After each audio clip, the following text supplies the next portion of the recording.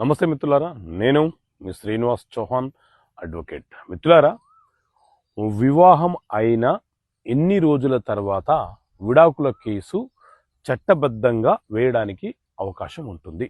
So మిత్రులారా, మన దేశంలో హిందూ మ్యారేజ్ యాక్ట్ 1955 అనే చట్టం అమల్లో ఉన్నది. ఇందులోని సెక్షన్ 14 ఏం చెప్తుంది అనంటే, వివాహం అయిన ఏడాది తర్వాత మాత్రమే భార్య భర్తలు న్యాయస్థానంలో కేసు ఫైలు చేసుకోవాలి.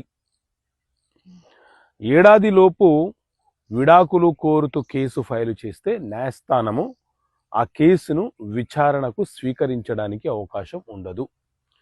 కొన్ని ఎక్సెప్షనల్ కేసులలో మాత్రమే ఒక ఏడాదిలోపు మాత్రమే కేసు ఫైలు చేసుకోవాలి. ఉదాహరణకు, మైనర్ అమ్మాయిని మైనర్ అని తెలియపరచకుండా వివాహము చేస్తే ఆ వివాహాన్ని రద్దుపరచమని చెప్పి ఏడాదిలోపు ఫైలు చేసుకోవచ్చు.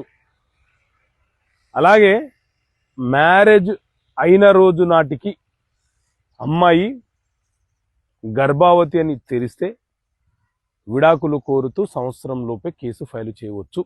మీన్స్ నల్ అండ్ వైడ్ ఆ వివాహాన్ని రద్దుపరచమని అడగవచ్చు.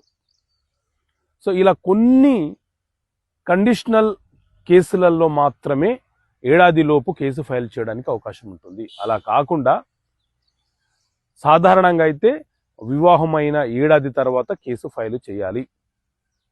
మరి ఎక్కడ ఫైల్ చేయాలి అనంటే, ఎక్కడైతే వివాహమైందో అక్కడ ఫైల్ చేయొచ్చు, లేదా భార్య భర్తలు ఇద్దరు చివరగా ఏ ప్రాంతంలో అయితే ఉన్నారో ఆ ప్రాంతము ఏ న్యాయస్థాన పరిధిలోకి వస్తుందో అక్కడ కేసు ఫైల్ చేయవచ్చు.